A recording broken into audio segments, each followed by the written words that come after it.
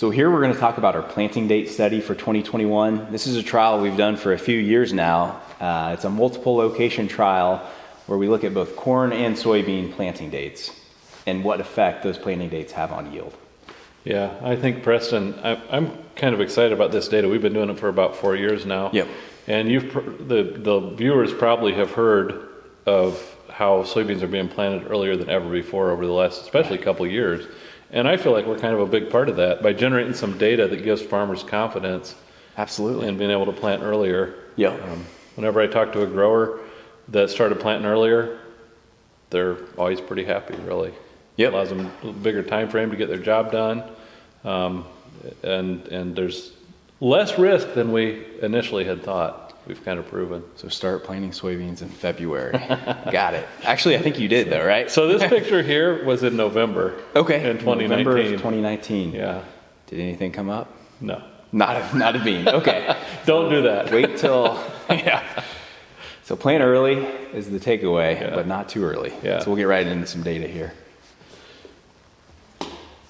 So there's a couple, I have this data in a couple different ways, Preston. There's some different things we can look at. So here, this is just 2021 data here.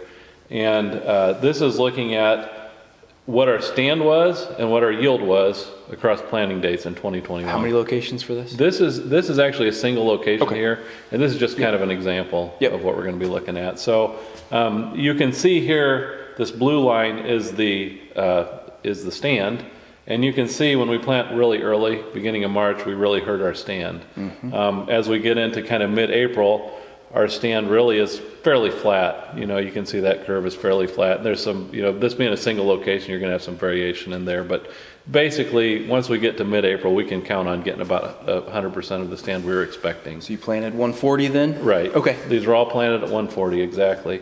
But what you can see here is this yield line is also kind of flat up until the middle of April, even at reduced stands early. So, the soybeans really have an amazing ability to compensate and overcome.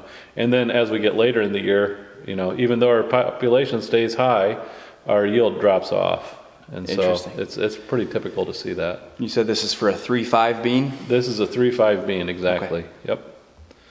So we collect a lot of different data. And this is just another look at that population information, how, this is a 2 years of work here where we counted populations. Yep. And we can see, when we plant early, we're definitely going to affect stand a little bit. But the soybeans, as we pointed out, have the ability to make up for it. And as we look at a little bit more data, I think that'll be pretty clear. Really the reason why, when we get into this yield and we see the yield advantage, the main reason is that when we plant early, the soybeans have more time to create nodes. Mm-hmm. They create a node about every 3.5 days if they're growing well. And so if we get something in the ground, the last couple of years we planted March 10th and March 7th, which probably don't recommend that growers go that early, but we do that in order to see what happens and see what happens if we push things. So you can see, how many days, we're not actually looking at nodes here, we're looking at how many days the soybean had to grow. Mm-hmm. And so when it has to grow quite a few days to grow, it can create more nodes, and we'll look at that in a minute. But you can see here that those ones we planted in March didn't flower for over 3 months. Now, part of that was they stayed in the ground, in some cases for 40 days or even more. Right. But after planting, it was a long time till flowering. Those soybeans can really put on nodes, put on branches even, and just really set the foundation for high yield. So when we look at that node number, we can see here that, when we plant early, you can see one thing about this graph is when we look at mid-April on, it's almost a linear drop in the number of nodes. When we go earlier than mid-April, it's the curve kind of flattens out a little bit. It's not so linear, and part of that is because in these cases, when we plant at the beginning of March, as I mentioned before, it might take a month and a half to come out of the ground. Obviously, they're not creating nodes underground, so. But this is, the important thing here, that when we're talking about soybeans, we talk about planting early. The reason we do that is a couple reasons. One is to manage workload. I mean, if growers have 5,000 acres to plant, it's really to their advantage sometimes to get some of that out of the way earlier than they would have done in the past, but also to get increased yield potential. Now, one thing, when I kind of started doing this work, when we started doing this 4 years ago, maybe we'd heard about early planting and we thought, well, we're going to plant at the beginning of April and we're going to get 100 bushel, or, we're going to really set yield records. Well, it doesn't exactly turn out that way. What we really see in our data that we've generated, and this is across 4 locations over 3 years, and so pretty extensive. You grew it here at Monticello. We've also grown it up in northern Illinois, in Woodford County, also a lot of different places across the state.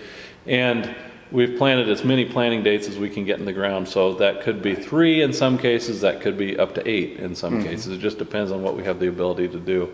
But really what we've seen is we have our best chance for maximum yield early. So I should just explain this graph real briefly. It's on a 0 to 100% scale, and that allows us to look at yield across years. So, in location. So, we might have an 80 bushel yield potential in one location, and we might have a 60 in a different location, a different year. And given that we have all different planting dates, that can really make the graph look funny. So what we say is we take the highest yielding planting date for that year in that location, we call that 100%, and we graph all those against that. And I think it's pretty clear in this graph that we start early, all these numbers are 90% or above up until the end of April. But then as we get later than that, we see more of these lower numbers that go down, 60 or 70%, even 65% in some cases. So, if we have a 95% chance of having our highest yield at the beginning of April, and we have a 65% yield level, at the beginning of June, that just shows what the advantage is with setting up that potential for yield. Absolutely. And this was a range of maturities, or was this mostly 3.5? Yeah, this is a range of maturities. Okay. Do you see a difference in response? So we haven't. We've tried to look at that and really haven't generated any difference. Now, one thing when we start looking at the different maturities, obviously every variety is different, so they have different yield potentials. And so really to look at that maturity response alone, you'd have to have a pretty big set of varieties that you'd be planting. And so really that's kind of outside of the scope of what we're trying to determine here. So this spring and last year, those March plantings were very early, and they got frost both years. Some people might have seen some pictures of the beans that we had frost on them. We got down to 26, I think, overnight when this March planting this year was out of the ground. We monitored those for several days, and then that was, by the beginning of May, we could have come back in and replanted if we were concerned about that stand, and still had a pretty good yield potential. But we didn't replant. We planted another planting date beside it so that we can kind of make that comparison. So we have the ones that we would have replanted and then the replant, and we can kind of compare how they would have performed. Absolutely. So across the past 2 years, what we saw is the blue bars here are the yield, and the March planting, again, that's very early, for most growers, we saw about 69 bushel. This is 2 locations, or this is 1 location in 2 years. And then the replants, even with a higher stand that you can see in the yellow bars of about 50,000 more plants per acre, they yielded about 3.5 bushel less. Impressive. And so it's, if farmers are out there looking at they got frost damage on their field, should I replant? I would say in a lot of cases, probably not. Yeah. Is there a population threshold that would trigger that decision for you? Well, I've always said about 80,000. But I'm starting to wonder if it's not even a little bit lower maybe. Now, I'm not a big fan of planting ultra-low populations. I think we're going to look at some data later on, but I think that, 140,000 is a nice number to plant, maybe 120 in some cases for a population. But I'm not a big fan of, there's some talk about going lower than that. I think it increases your risk, and it doesn't gain you much as far as seed cost or whatever that might be. Agreed. So these last 2 slides, Jason, have showed tremendous yield potential to an early planted soybean at a low population. Have you looked at population curves at all as far as yield response goes? Yeah, that's a good question, and it's something I've been wondering about myself. And we actually started to look at that this year and we have a little bit of data. We're going to extend this out a little bit more next year, but Yeah. what we did is we planted across these 8 planting dates, planted this 3.5 bean at 100, 120,000, 140,000. And a lot of times the agronomic recommendation is if you plant really early, you might want to go a little higher to kind of give yourself a few more plants because you're going to lose some of them. If you plant late, you might want to go a little bit higher population so that you can have plenty of plants out there, and they're not going to grow as much, so you want to capture as much sunlight as you can. But really, in this, again, I'm going to caution people, this is a single location, this is a single year, but if you look at these graphs here, really there's no correlation between the planting date and the population and the yield.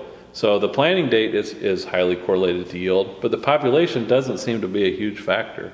As you can see here, even planting 100,000 compared to 140,000 planting early, we're within a couple bushels there.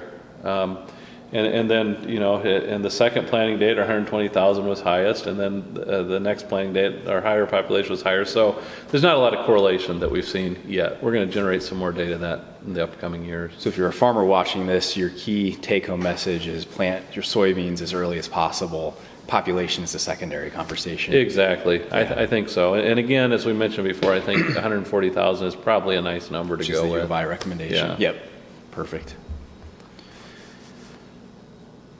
So we haven't talked about one of the biggest benefits to planting soybeans early yet, and that is to let the farmers with an itchy trigger finger get out there and plant something, instead of pushing the envelope on corn. Right, because you've planted corn in these trials too at the same planting dates, correct? Yeah, exactly. Yeah. So we wanted to generate some information about, what's the penalty, what's the benefit to planting soybeans early. We've kind of established it's not very much penalty to planting early, and there is a benefit, at least a potential benefit.